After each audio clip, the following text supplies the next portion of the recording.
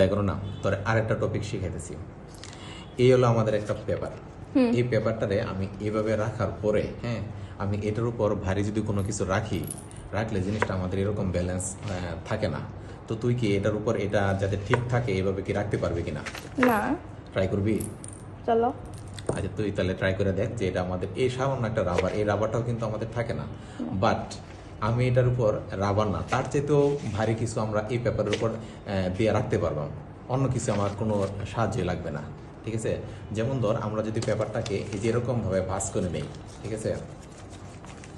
এই যে আমরা একটা পেপারটাকে এই যে এরকমভাবে ভাঁজ করতেছি, ঠিক আছে? ভাঁজ করে আমরা এই যে রাখলাম। এখন এটার উপর এই যে দেখ রাবার দিলাম, অটোমেটিকলি থাকতেছে। এই যে আরেকটা দিলাম, এটাও কিন্তু আমাদের থাকতেছে। এই যে দ্বারা আরেকটা দিলাম, এটাও কিন্তু আমাদের হইতেছে।